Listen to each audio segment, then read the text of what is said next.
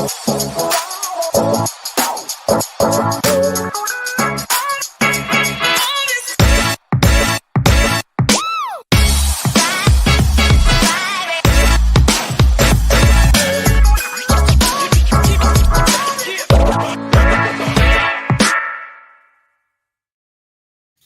right. I know y'all didn't expect me back again today, but I did. I did put a message out that I was going to have the pleasure of interviewing Tom Vasquez today. He's running for the Countywide seat, Group 9. Sandra Sheffer hosts the Race and the Races. And I know he has another engagement like right after this that he actually has to travel to. So we're gonna get straight to the point, start talking, get involved in this conversation in order for him to be able to make it to his next event. And I truly appreciate you taking the time to come and talk to me today, knowing that you had a really tight schedule. It's 2 months out from election day. So I know you guys are busy. So go ahead and introduce yourselves for the folks, and then we can go ahead and get this all started. Get it up. Well, thank you, Sandra, for having me. For the Race for the Races audience, I got to tell you, before we dive into me, I am so happy and honored to be here. I was telling Sandra when I first got into trying to understand what's going on in Broward, the first place I went to, Race and the Races. I came here to figure out what's going on. So this audience here absolutely has my respect. I know that these questions are going to be hard hitting because I know the audience you have, Sandra, and I'm really, really excited to be here. So thank you for that compliment. So, and the fact that you said you went and checked us out, that's a really good thing. We've been doing candidate interviews since the 2020 cycle. I used to do it with the partner. We're not together, but I still continue to do it because I understand how important it is for people to have an opportunity to give, to hear from the candidates. And I wanted to create a space where the candidate for themselves get to speak on that platform instead of them being part of a group. So I appreciate you taking the time to come on and talk to us and talk to the audience. Wonderful. Thank you. All right, so I guess we kick off with some basic introductions. Yes. Again, it's Tom Vasquez, and if this is the first time you ever seen me, let me give you just the generic background so you understand when we talk today where everything's going to come from. So the first thing is I am a father of 6. All right, I got a big family. I'm a Spanish man, so Spanish, Latinos, it's everybody's family. It's family all over the place, right? Mm-hmm. And that's what brought me to Florida. I'm originally a New York City kid. Born and raised up there, and so I did my career, which we're going to get into in a little bit. But my background starts there. When I was coming up on the streets of New York, I was kind of a little bit of what I think today we call them at-risk students. I wasn't necessarily the favorite kid in school. All right, I was kind of the one that was labeled a little bit, getting into trouble, not doing homework. All that type of stuff. So I had my struggles. I was not a very promising student, and not a lot of people had a lot of faith in me coming up. My parents, of course, always did. They were pushing me, although I think I drove them a little crazy during those years. But it was a teacher. There was one teacher that when I went into that classroom with this individual, the challenge came, the change came. He drew something out of me that I didn't even know what was there before. And that really started setting me on the right course. Eventually, that led for me to choose a career upon graduating of high school, and I chose the military. Principally because that teacher that changed things for me came out of the military. And so I did just shy of 30 years. I recently retired, and I've come down here. I've been down in Florida now for 5 years, all Broward County right here. And in that 30 years, something happened when I had my family and having children. One of my sons went through the challenge of special needs. And I think, Sandra, we've talked about this before, right? Yes. I'm an ESC mom too. My daughter is on the spectrum. And so those that are part of that community and that student body, we all know this. We all share the same story. Mm-hmm. A lot of us were taken aback. Really? This is what's going on? And mostly it's we don't know what to do. And at least in my case, I didn't know what to do. And I was very scared, and the future didn't look right. But public schools and the staff at the local public school were magnificent, and they changed things for me. They gave me the confidence. They showed me how to do this, and they gave my family hope, and they really gave my son a chance to live and turn things around in such a successful way. He's done great, right? He's gone K through 12. He's already graduated. He's got his own small business. He's doing really well. I'm really proud of him. Got an associate's degree. But public schools did that. So and so when that happened early on, when my son was coming up, I started learning the IEP process and learning how to advocate properly for your child. And that quickly turned me into, because when you learn something, Sandra, and you know something good, what do you do with it? You share it. You want to share it, yes. You got to share. Hey, did you guys know this? If you say it this way. And so as I started spreading the word in the community, people started trusting me. They're like, wow, Tom really is trying to help us all out. They pushed me forward and asked me to run, and I ran, and I got elected. So I do have prior experience here. I was a school board member before for the military basis public school system. It's the Department of Defense Education Activity, DODEA is what it is. And I did a term there. So I bring all that experience to this, right? The ESC, the advocacy, having done this job before in those public schools, in the military basis public school system. But as I continued my career, because again, 30 years is a long time. I did just under, it was like 28 and a half. But as I was coming up, going back and forth through all my tours, I got asked to come up to Washington, D.C. in the Pentagon. And there, what I was doing overseas, they kind of wanted to bring some expertise that I was getting out there up there. And it applies to your audience today. Mm-hmm. Because one of the big things on the mind of voters is safety.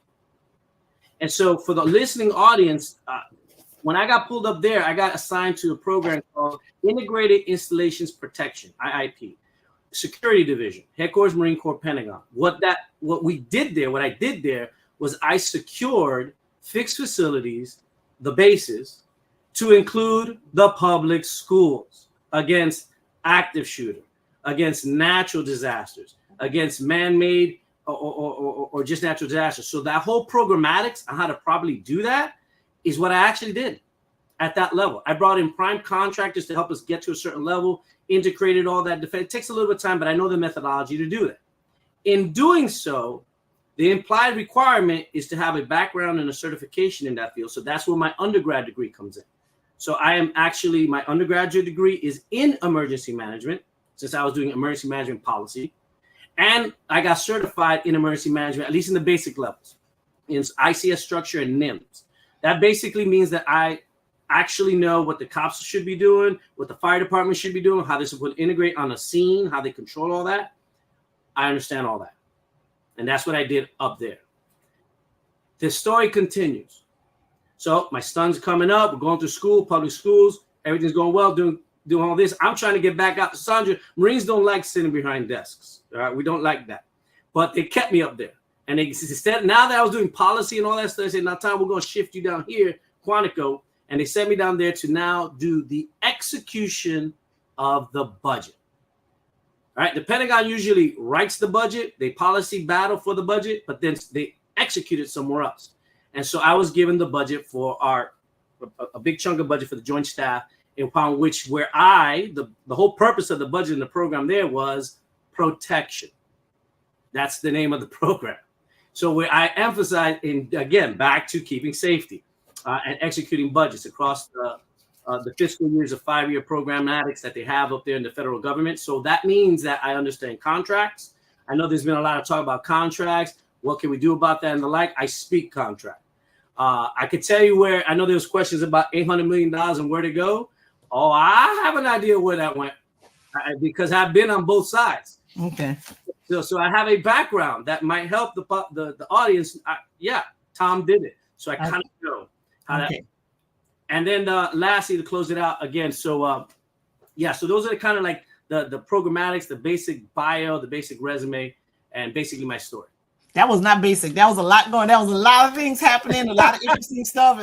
I was like, ain't nothing basic about that. You gave us like the whole rundown. But what we're gonna do is like we're gonna break it down just a little bit more in order for the audience to be able to get it in pieces. And if they want to just go back and refer to your thoughts on a specific item, they'll be able to do that. But I appreciate you giving us like the full global view of why it is that you believe that you're the best person for this particular position.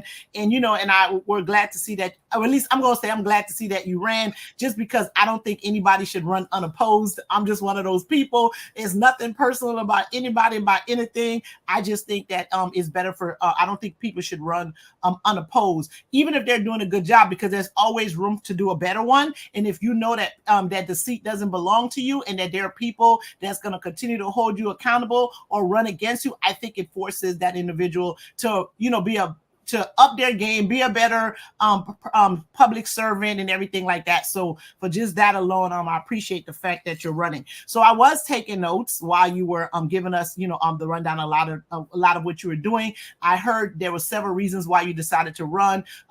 Because you have the experience, you have the experience of an ESC, a child going through ESC. You're a really believer in public school, in that all of your children went through public school. So before I get into my question, there is one question that's in the chat that's relevant to what you've already said. It's like, do you presently have any children in a public school system right now? So right now, my 18-year-old just graduated. She graduated last year. Right now, I have a 5th grader that for this year, due to personal family reasons, no, we got her home. We're homeschooling, and then I got a little baby, so she's still not too old enough yet to get to public school, to get to that early reading process. But once she gets it, she's a year and a half. But once she gets to that 3 years old, 4 years old, we'll get her up in there.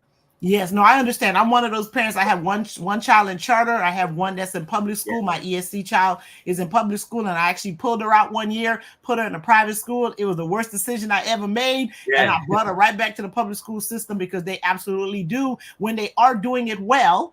When the public school system is doing it well, it's the best place for best place for a child with special needs, when they're doing it well, properly staffed, and people really are here to do the work of the children, right? So you told us why we run, but we're gonna get into the $800 million, because that's probably why we in the other situation that I really want to talk to you about first, and that's this whole redesigning school things that they're talking about. The meeting that they had on Tuesday, I believe they decided to close at least 5 schools, and it could be anywhere in the district. All of them can actually come from one district. So what are your thoughts on this redesigning school? And if you have the opportunity to be a part of the board in November, what would be your thoughts on that? Because they are going to wait until the 25-26 school year to actually close whatever schools they're going to close. So there's time for board members to have some sort of input and influence on what schools end up closing and how that process looks. Yeah, I appreciate this one. So I'm going to try to get at this at a different angle for a second. Lots of times people get into conflicts or misunderstandings, or they don't really get what's going on because we're asking the wrong question. In my case, I don't think the question should begin with how many schools we're going to close. If we do it that way, we've already, ipso facto, if I use Latin, are going to have conflict. That's just the wrong approach. This is why I say we need experienced leadership, right? An experienced leader would say something to the degree of, first, we define what we're aiming at. First, we get that down pat. And usually what happens, and part of my background, I've said it in other platforms just for the audience here, this business about restructuring, well, in business, so I work for a Wall Street firm now. I'm in banking now, okay? And so those that are following that what we know about business restructures and we got to close footprints and all the like. And I've done it before in the military as well, where I help reduce the size of the force. So reduction of force and growing and up and down in organizations. That's just when you study it, you see it there. When you live it, you do it all the time. Okay. And so what starts first is, what are you aiming at? And that's usually defined by a fiscal achievement. Like there's some fiscal number we're trying to hit. If you're smart, you stagger that out over a couple years, right? And then you start talking about market share. You start talking about, that's what a business would do. Where's the market? In this case, where are the kids that we're actually going to compete to get back? Once you start laying all that out, very quickly, it starts to tell its story to yourself. The story comes out. We're going to get kids in this district. We're going to get them from this charter school because we could compete versus this one. Now we're going to, so what we need to do is keep this school open, close this one, move everybody over here, power down, all the savings goes here, and we rebuild to become more competitive vice just arbitrarily closing schools because we're trying to get to some budgetary number without a vision. So normally that's how it goes. All right. And so I always start the way we're doing it here. To me, we're starting wrong because we're not asking the right questions. That being said, okay, so I understand that you're saying you're not they're not asking the right questions. I think it's more like they're not telling the public. They're not letting the public know what kind of questions they're asking and truly what their goal is, right? So, right. I mean, we don't know if they're asking the right questions or not. All we know is what they're telling us and what they're showing us. And there could be a whole bunch of reasons why that's the way it's coming out, right?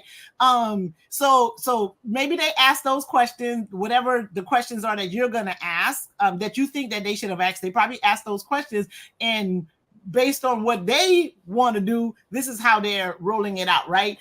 So we to me, it's that, at least as a person from the public, I'm not sure they're telling us ultimately what their goal is, right? So I understand the perspective that you're taking, but I'm just telling you as a mama, as a parent, as a person who they take a third of my property taxes and give it to the Broward County Public Schools.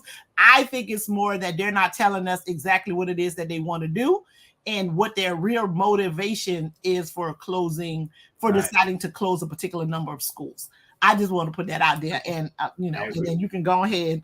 I agree. I'm gonna tell you, this is where the word is thrown around called transparency, and I've been trying to and I've actually been trying to be helpful. I haven't been like I try to I've been to town halls and I tell them, hey guys, you might want to think of this and think of that, right? I try to be helpful in my criticisms or at least I wouldn't say criticism, just constructive criticism. Criticism is okay. It was constructive criticism. I just try to let them know, and I tell them, the public doesn't trust us. I mean, you got that has to be the first calculus. So I think they're operating that way in a couple of reasons. Usually, when a big organization acts this way, they're defensive and they're hiding because internally, usually, there has to be some accountability made that they're running from. Absolutely. Right? They don't want the blame to fall on me. So we're going to keep playing this little game internally and not say we got to say the one before come. So this is where leadership has to be there. It has to understand what's going on. Is accountability necessary to be able to do accountability properly? But it's called the cleanup. And so and again, really, when organizations act like that, it's a lack of trust in leadership. Because most professionals and the ones that I've met at the district personally, I know how it seems sometimes prospectively, but I'm a kind of defend them a little bit. At the district level, everyone I talk to seems very professional. They seem that they what's going on. Their heart seems to be in the right place. I think it may be a little bit they don't trust. Usually when organizations act like this, they don't trust the leadership. If I can tell you the truth, they're gonna come kill me, kind of thing, right? Okay, so you must have met the people that don't come to the board meetings, right? Yeah. So whoever those management people are that you got a chance to meet are not the ones that come to the board meetings and sit at the table. Because them folks, when they're asked questions like, "Well, I don't know, I'm gonna check. I gotta ask somebody. Can we bring that back the next time?" So I don't know who you talking to, but it ain't none of them people that's sitting at that table that's supposed to come and explain the money. Is all I'm gonna say. And I don't spend way too much time and too much hours of my life that I will never get back listen to these people's inability to answer questions. So I appreciate you out here trying to defend the folks that you've been talking to, but I do not believe that those are the people that were sitting at the table. All right, when they're come to answer questions about this budget, how much money you got, what we gonna do, and all of this type of stuff. Respectfully, I say this to you. I hear you. No, the leaders at the top of the house, they have to be held accountable. We have to have a conversation. We have that top of the house. The superintendent just got there, so he ain't been there long enough for people to not trust him. So you know what I mean. The man done had the job like 1 month or something like that. So if there's some sort of distrust, I don't believe it's with Superintendent Hepburn. I don't even know if they could have not trusted Licata in the 9 months that he was there because he just got there too. So who is it that they're not trusting? How far back are we going? We done had like 6 superintendents in the last 3 years or something like that. Yeah. So where does this distrust start? A lot of it got to be them people that's sitting at the table that come unprepared to every board meeting when they got to answer money questions. And I don't know if your audience knows this, but the key people that Sandra's talking about, a lot of those people have already left. Right? There's people leaving. Continuing to leave. They're continuing to leave. And so that signals from a public, it looks like there's some really bad stuff going on, and nobody wants to be left holding the bag. That's what it looks like. And so this is why you need leaders. This is why you need people that can come in there and shoot it straight, fix it, get this thing done right, because our kids deserve better than this. So, yes, one of the reasons why I'm running. Right. Okay. And I appreciate that. Right. And I want to make one more point about this redefining schools. So we talked a little bit earlier, and I was telling you, we talked about, I told you I had an MBA, and I remember one of the classes we take first semester B school is business communications. Right. We take a business communication class, and there's a way for you to deliver bad news. Like when when companies are merging, half the people got to get fired. There's a way that you do that. There's a way to roll that out, because you're going to have unhappy people. But the way you present it to them, yes, you're going to have some unhappy people, but not as many. And you can still give that bad news in a particular way. Ain't nobody that was responsible for telling these parents that these schools were closed and took a business communication class, because that was absolutely awful and ridiculous the way they did that. So whoever gets on the board, please send them folks to go take a business communication class. So when they come out with whatever new plan they're going to come out with at the next meeting, they do a better job of rolling this information out to the public. Absolutely. And, just to dovetail, what Sandra said, so again, it's the first semester of the first year in business. This is the first thing you do. Yes. And what she's saying is spot on. You got to be able to communicate properly. And yes, sometimes everyone wants to communicate good news, but the leaders know how to do it when it's bad news. Again, for those watching, this is the expertise I have, and I'll try to bring this to our schools so we can get it right for you. All right. So defining schools, I believe you're going to end up being a part of that, like we said, because it is something that's going to be dealt with the whole next academic year for them to figure out which one of those schools are there. And you also talked in your introduction about your ability to deal with budgets and contracts. Yes. Do you attend the board meetings? Is what I first need to ask you. Yes. And what are your thoughts on the way? And if you do, and you hear them talk about these contracts that they agree on almost every board meeting, what are your thoughts on how they handle people who are coming to ask the board to approve multi-million-dollar contracts? Yeah. So again, from my background, military, my background, Wall Street banks, that's not how we do it. This approach that we have, that's not how it's done. So what you would expect to see, what I would expect to see, is a little bit more control conversation on how that goes, well before it gets presented to the board. You don't want to present these type of decisions with just the first time they see it is that morning on a sheet, right? And then say, oh, by the way, he's here to speak, and there you got to make a decision. On $23 million. Yeah, that to me is, and people take advantage of that, right? Businesses would walk into that saying, oh, that's how they do business. So we set ourselves up by not having what we call business process controls. All right. And so you have to have controls when you're having your contract conversations that eventually there's a lot of questions that should be going on. The board members should be allowed to have these questions fielded first, before you come talk to us at the board, answer all these questions. There should be some kind of way to talk on these things and have it funneled up. I would expect to have hearings on there's a certain number. I would say that, listen, if it's going to be a contract above this number, we have hearings on it first, right? We're going to talk first with the staff, with Dr. Hepburn, and understand, and then we could bring in other outside parties and have a public conversation. So there's I just have a different approach to it. I myself have let contracts, RFPs. I've awarded contracts, big contracts, right? So I understand that's just a very nuanced parlance that goes with that. So I just the way we do it is just not what I'm used to, and I would want to change how we do it, honestly, to tell you the truth. And since you can't speak to your board members before you guys actually sit on the dais, how would you be able to get them to see things the way you think is best in handling contracts? Do you think you have that you would be able to get, at least a 5-4 vote on something that you actually believe in? Well, numbers usually don't lie. They speak for themselves, and I could be kind of persuasive when it comes down to getting what I need to get done. Listen, I took accounting. Those sheets, They don't lie, but we don't know where them numbers come from.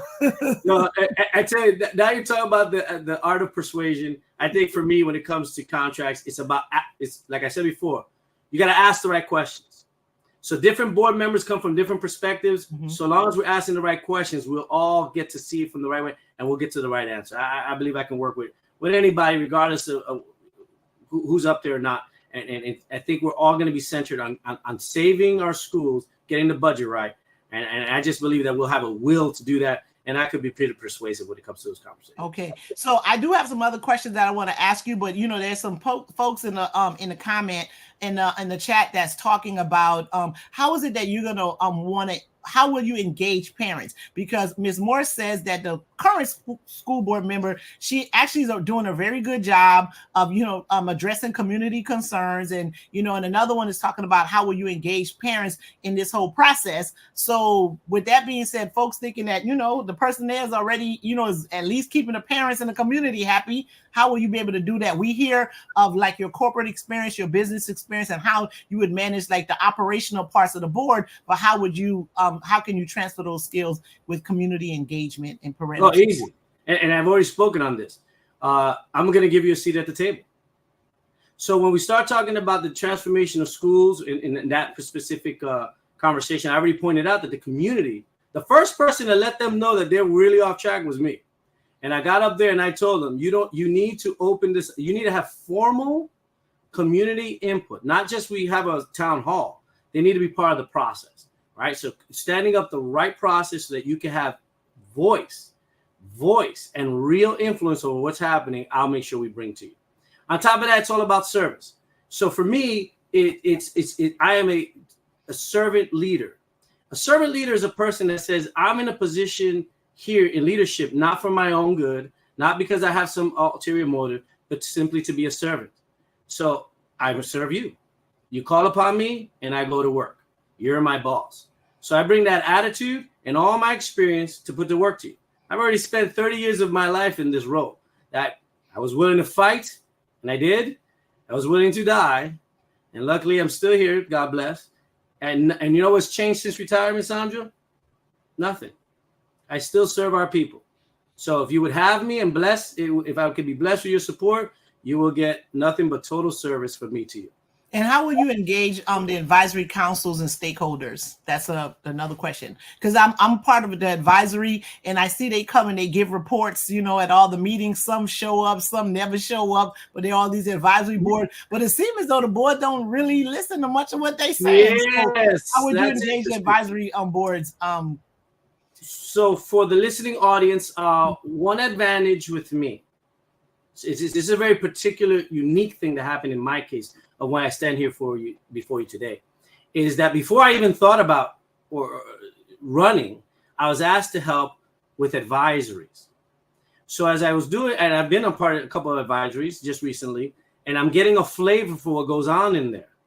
And now my eyes are open. So if you're involved in advisories, task force, and committees, this is a board member that kind of was trained by you. I know that the real knowledge of what's going on is in that group. The real voice that needs to be addressed is in there. Now, it's a perspective, right? That's a perspective, but it's a very powerful one. And so since that's kind of how I came into this whole thing, advisories and committees and the hard work that goes in there is near and dear to my heart. So for me, they will have a friend and an ally. And since I kind of maybe, I want to say raised, because it wasn't that long that I was there, but I have a deep appreciation for what they do.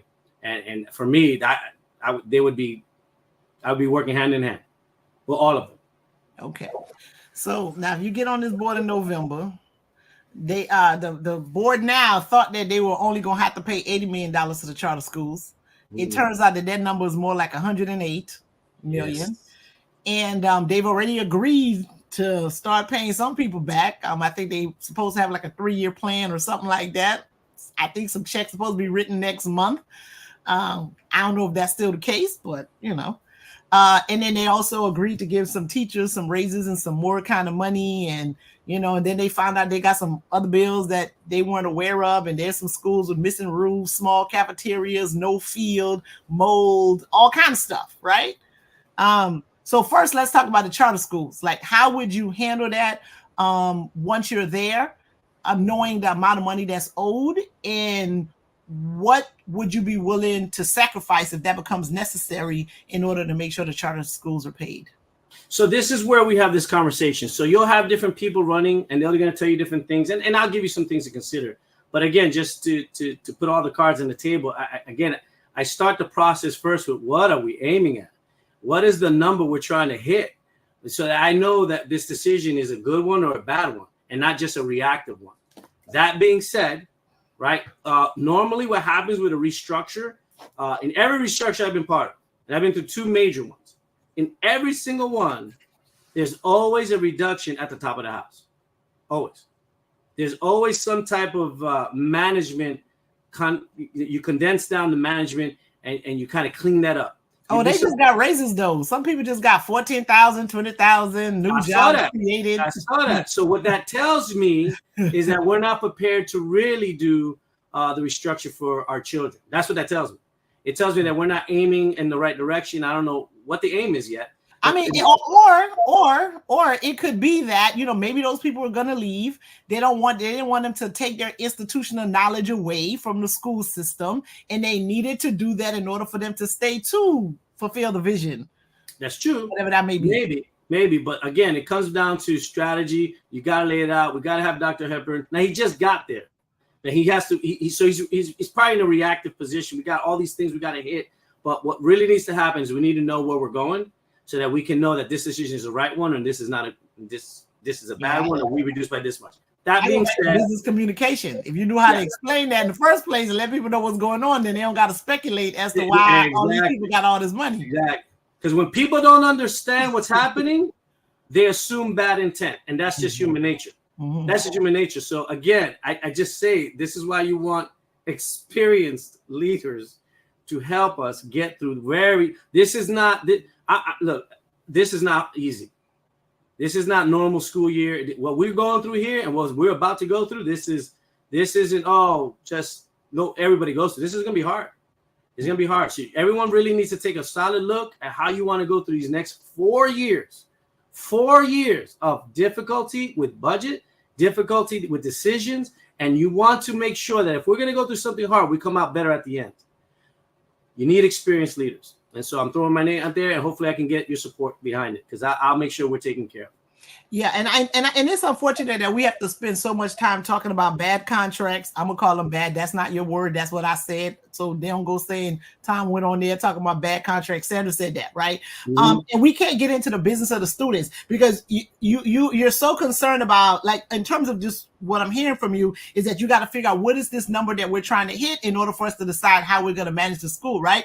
The question should really be like, how can we serve these students, right? Like, it shouldn't be like what number we going to get to. It's like, what can we do in the middle of all this mess or whatever you want to call it? How is it that we're able to serve these students? And for whatever reason, we can't seem to get to that conversation about how is it that we're going to best serve the students that are left in the school. I know you're trying to go get some more. You need these other 49,000 that are gone because you need money. But what are you doing for the ones that's actually here and staying with you, right? Like, you can't just keep looking for what's outside and not dealing with what's inside your house. So what are you going to do? How are you going to come to the board and figure out how with everything going on, we really get to the business of serving the students that are in the school right now that's trying to ride out and tough it out with the school system? That has to be the immediate first day on the job, right away priority. Addressing what's going on right now in classrooms.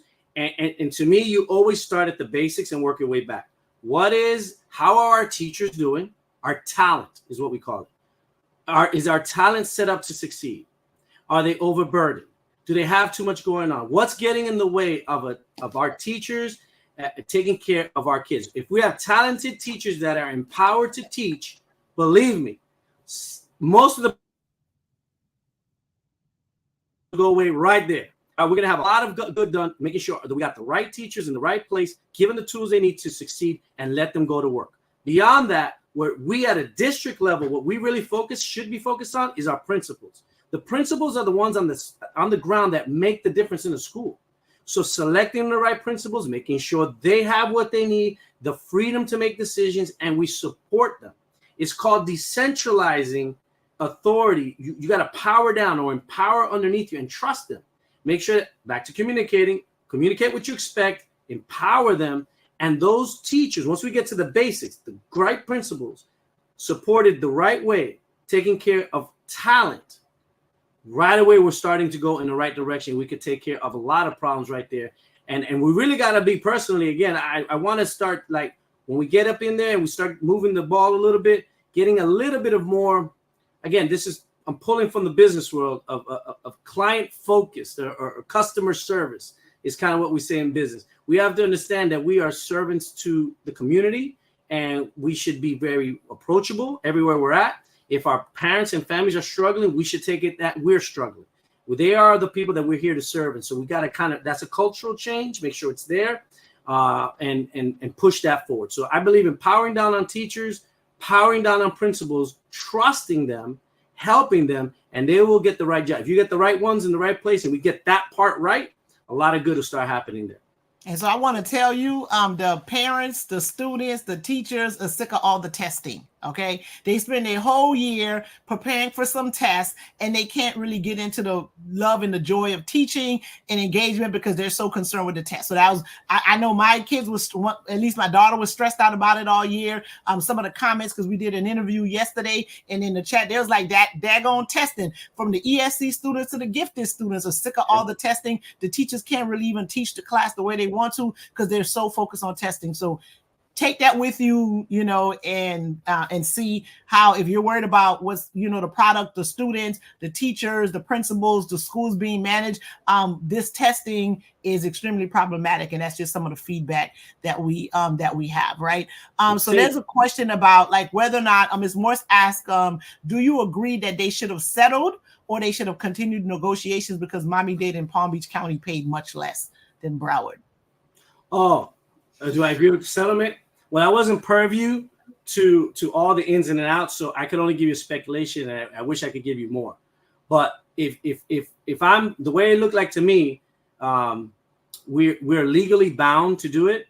The way it looked like to me, we knew we should have taken care of this before. The way it looked like to me, we kind of like were just maybe we could have done better. And because we didn't, we probably didn't have support where we needed. It probably like we got put in a position we probably shouldn't be in as a district. This should have never gotten to where it is basically where I'm going with that. So now we're gonna have to pay, and that's unfortunate. So it's one thing to pay. All right, Tom, I don't mean to cut you off. It's one thing to pay, but it's a whole nother thing to try to squeeze blood out of a tomato, right? And I don't like it. If they ain't got no money, Sandra, like, I don't like it. You don't get if I ain't got it. You know what I'm saying? I don't like it. I'm actually pretty upset about it. Pretty upset. The first time I spoke publicly in the chambers was on this issue, because I saw that they're gonna make it worse. They're gonna make it worse. So to me, no, I don't like it, but I understand that in the position you're in, fighting against it may sound good, but the way it looks like, again, I don't have any purview to any. If I could have kept fighting, I probably would have. But I don't have the ins and outs and the details. But you got to pay, and it didn't look like we were, in the eyes of the state, we just didn't handle it very well. And now our people, the kids, and our district have to suffer for it. So again, this is one of those things that I say, it requires you want experienced leaders so that they prevent these things from ever happening to begin with. Okay, so I mean that gotta pay, but okay. We gonna see. Like, so with all this being said, the voters have an opportunity to either keep 5 board members or change 5 board members, right? Yeah. So people need to really pay attention to the decision that they're about to make. And not even November, August 20th, because only one of the races have 3 candidates. All the other ones, from what I understand, have only 2. So those decisions are going to be made on August the 20th. So the voters really do have an awesome responsibility in front of them on August the 20th, at the last day, to decide what it is they're going to do and who they want to continue to do this. Because some of the folks that are there now, they're part of why we're here. They're part of why we're here. They voted to go ahead and settle some debt with, and you apparently, at least what they're telling the public, is they don't have no money. So how you agree to go pay and you don't have no money? Where that credit card, what you got credit card, you got a loan, what you about to do, right? And then, or that's why you're in a rush to sell these 5 buildings or something like that, right? At the expense of the students, the people who you really there to take care of. Now you go and put them all out because y'all ain't forward thinking, don't have a vision or whatever. Please. Okay. So folks, on August 20th, y'all got a decision to make. Are you keeping these folks that's part of this nonsense that we're dealing with right now, or you're going to take this as an opportunity to change?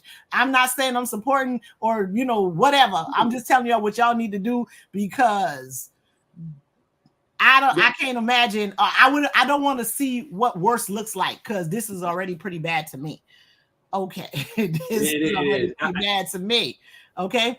And so we're running short on time. And then someone made a comment about because there's some people that are singing Ms. Hixon's praises, and then there are other folks who are saying, yeah, she ignored the principal and stuff got worse. So we have both sides in the chat, and I appreciate that people on all sides of the aisle are willing to come in and listen to the show and express their opinion here. We truly, truly appreciate that.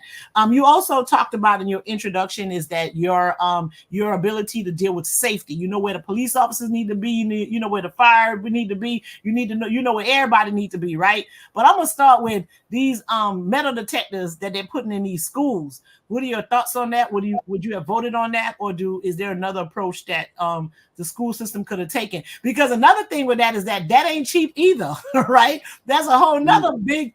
Ooh, I almost cursed. Ooh, I almost. Right? That's another big old bill that they done put on their heads. Yeah. Again, so metal detectors. Again, let me back it up a little bit. Is that really safety? What is that? Right. And so the approach that I'm used to having, okay, in my background and training, it's first you got to talk about threats, right? What it is that you're trying to defend against, right? Then you got to look at probability, and then you got to look at severity. These are the technical terms. When you start doing that matrix, all right, and you start looking at all that, it starts, again, the story starts telling itself.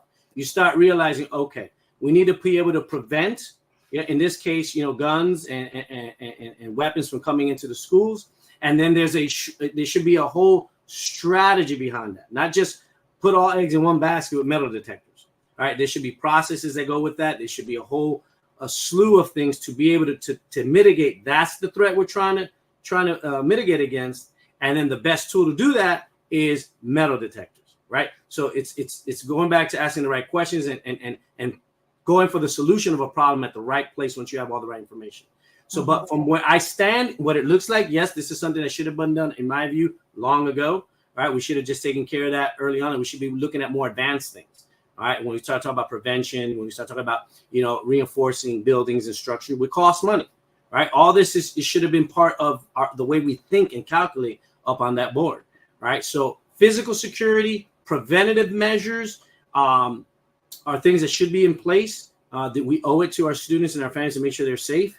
But it also has to be done in a larger, protective, all hazards approach to defending our schools. Yeah. So Broward Concerned Citizens said that they wasted money on wands and they should have done that in the first place. However, I'm one of those people that thinks that we're always being reactive and we're always dealing with symptoms of problems, right? So now we have kids going to school, children going to school with like all this kind of security, half of them scared, worried about these things, where it's like the need for metal detectors and kids feeling as though they need to bring guns or knives or weapons of, whatever to school is a symptom of a greater problem that we're not dealing with at all, right? There's a bullying problem. There's a mental health problem. There's a way too many guns in the country problem. You know what I mean? And until you deal with those things, keep adding more metal detectors, adding more security, doing this, that, and the third, And you're hitting it on the head. I mean, that's the point. The point is that we are very reactive right now. Our leadership is behind the power curve. They're behind the power curve on paying for charter schools. They're behind the power curve on when it comes to security. They're behind. They can't drive to where we need to be. So if I get a chance, and again, blessed by those out there in the audience, that if you could support me, what you're going to get out of me is I'm going to drive this thing. We're going to move forward. We're going to get there as quick as possible. We're not going to react to anything. We're going forward because we're going to have a vision and we're going to know how to get there. And I will collaborate with everybody else on that board to help each other out, to move together as a team and get this stuff done. There's a lot of stuff that should have been handled a long time ago, and we can move on to making sure that our kids are getting the best high quality education that they deserve. Yeah. And so, and the other concern that I have is like, I send a black boy to school every day. And, with these metal detectors, discipline being an issue, because the Promise program was something that was put in the school to kind of keep students out of, going to juvenile detention facilities and all of this type of stuff. Right. And then when you're on the discipline side, when you look at the numbers, they're basically saying that it's black and brown boys are the ones that are the most of a discipline problem in the public school system. I don't agree with that, right? I think that's just how they decide who they want to enforce whatever type of discipline against, and it just so happened to be black or brown boys, right? Mm-hmm. So what, if anything, can the board do about that? Because I know that one of the things that the directives that the board had given was to revision the Promise program, because that can no longer be what it is. Once, if you make it to the board in November, is that something that you would deal with? And what's your position on discipline and what used to be called the Promise program in the school system? Okay. For those that are concerned about discipline, I'm going to tell you two things from me. Okay. First, like I said in my intro, I was that kid. I went through all types of discipline before. So I know what worked and what didn't work in my particular case. Number two, in my career, I was paid to instill discipline. One of the duties that I had in the Marine Corps was what's called a drill instructor, or some people will term it a drill sergeant. Now, there's a lot of yelling and screaming and going on in boot camp. Not saying that we're doing boot camp. I'm saying that I understand the process and the principles of achieving discipline and I was working on the discipline committee. I went one time and I told them, you know what, if I had to offer constructive criticism here, it looks like what we have is punitive thinking. You do something bad and I must now punish. It's like another form of punitiveness. Mm-hmm. That is not discipline. Mm-hmm. That is not discipline. A professional would tell you discipline is, the better word for discipline is transformation. What you're supposed to do is take a child or a student who doesn't have the habits and the behavior habits that we're doing, and through a process of discipline, output the behaviors that we need. Now, we do this again, in my prior career, we did this, all this is what we do, all right? There is expertise in this area, which I happen to bring. Having been that kid, having done it for a living, I would love nothing more than to get up there and then start working the discipline problem. Because so full disclosure, I was part of that discipline committee. I went to a few meetings and I was like, yeah, I'm not going to do this. This is not how I'm about to spend my time.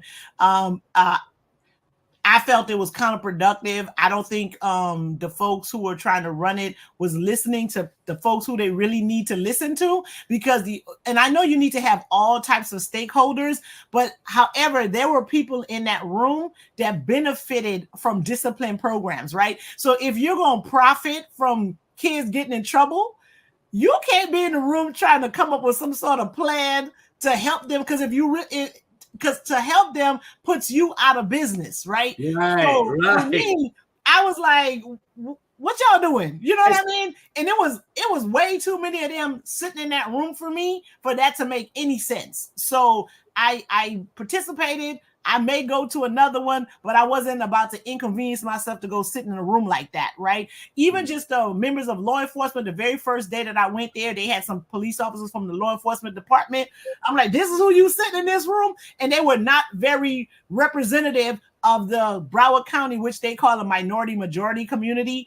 I don't really believe in the word minority at all, but since they refer to it as a minority majority community, there were no minority officers that walked in that room. I'm like, that's part of the problem, right? So there was a whole bunch of dynamics that are going on that, I think the people who are responsible for dealing with discipline in the public school system are absolutely not the right folks. I don't see how you have people who profit from students, being discipline-ish problems, being in the room too, making decisions on discipline. So the whole thing was nuts to me. So and just to add a little flavor on that. I don't need to deal with that, and I want to know what you're gonna do, brother. Yeah, no, and add a little flavor on that. I'm gonna add a little flavor on that from personal experience. Again, another story that most people can understand, relate to.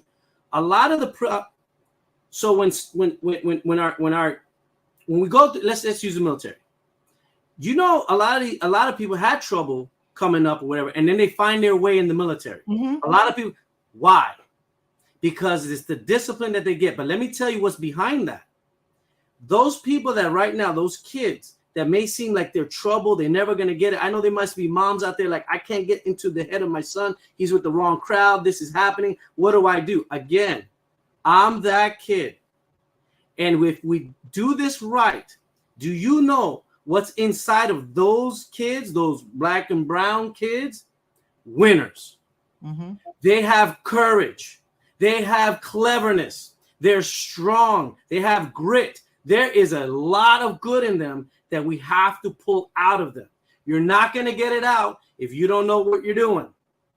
You're not going to get it out if all we're going to offer is punitive, reactive, I don't want to get in trouble because I'm a teacher, I got to watch my career kind of attitude. We really have to take a hard conversation, really rally with everybody and try to focus, aim. It's all about aim. Aim at the good that's there and help bring it out and do it together. And you know what happens with discipline a lot of times? The school's on one side talking and the parents on the other side talking. No one's talking together, right? They're pitted against each other. And that's wrong. And the kid is suffering. The kid is dealing with all the punishment of the bad behavior of the grown-ups, right? The teacher's not doing what they need to do to properly train them. Sometimes parents aren't doing what they can for whatever reason, right? But at the end of the day, it's the kid that has to deal with all of this punishment, all of this suffering because adults can't get it together, right? Because that's why we're the ones that's responsible for raising them. But when we do things wrong or don't do what we're supposed to do, not doing well at our job, it's the kids that always have to deal with the consequences of the bad behavior of adults. And we really need to revisit that and figure that out, right? For nothing else, if people are unsure where to go with Tom or what you're going to do, think of those kids. There's good in them. And I know if we get this right, you'll be very happy with what we can do in Broward County. In 4 years, what we could do for the black and brown kids that seem to keep getting in trouble, or all of our kids, doesn't matter. Allegedly getting in trouble. Yeah, whatever. It doesn't matter because when you have the right process, it doesn't matter what your background is. It doesn't matter where you came from. It doesn't matter if things are bad in the house or not. The process that we build can help transform the life of a kid. Let's give it a shot. Let's go for it. Absolutely. And so Broward Concerned Citizen Uncensored said they went to a hood high school and they didn't have to worry about no metal detectors. I went to a hood high school too, and I didn't have to worry about no metal detectors. And I went to a hood high school in Miami-Dade County. So yeah, so it's unfortunate that this is where we are. And I really think it's because we're not dealing with what the real issues are. We're just dealing with symptoms of problems and stuff like that and continuing to enter in contracts that I don't know how they could afford, but I digress. All right, so I know you got another engagement. I absolutely want to make sure you have the last word. So you're going to tell us the website, and you're going to tell people how they can support you, whether that be donating, volunteering. You're going to promise them some T-shirts and some water or snacks, if they come help you, or whatever it is that you're going to do to try to get out this vote. Yeah, let's wrap this up and let's bring it to a close, right? Bring it into a landing here. Okay, so for the audience, my website is www.Vasquez with an S, Vasquez 4 schoolboard.com. Vasquez 4 schoolboard.com. It's my website. When you get on there, please like, subscribe, get on social media, follow us. We put all that stuff there to try to get it out to the public and stay in constant communication with them. Obviously, if you heard anything here that you like and you want to get in here and support this campaign, we're really getting a lot of movement. People are really looking for change. Let's join. Come on in there. Just send me a message. We'll respond to you. Someone from my team will get back to you. We can use you. I'm knocking doors, helping out. And, of course, donations. Any little bit helps, and we greatly appreciate it. I leave you with this thought. if you look at those that succeed, those that make it, I look at myself as a kid that made it when he shouldn't have. Very rough area of New York is where I came from. It was education that did that, but there's something else beyond that. All right. All success comes through the doorway of adversity. Now, there's some that are scared. There's some that don't want to go through that door of adversity. But those that have gone through it, they know this is the way to get there. Do you know what we have a lot here in Broward over the last few years with all the changes of superintendents, all the issues that we had on this board, we have all endured. We have gone through some severe adversity here in Broward, and now's our time to turn all that you've been through, all that you've experienced, all that has been suffered by our parents, everywhere. Now we could take all that collectiveness, put it together, and turn the page. Let's go in a new direction. It's time, Broward. Let's do it. Thank you very much. Thank you so much for sharing your time with me, and have a great one. Go to your event. I'm not going, but go to your event. Thank you again. Love it. Vote August 20th, right? August 20th. Early voting. Early voting is at 10 August, and I think the ballots go out in mid-July, 11 July, I think is when they go out. So vote by mail is even better. So get out there. Tell me by your vote. All right, you are in control. This is your chance to shape the next 4 years. Let's go do it, Broward. Thank you. Thank you. Elections have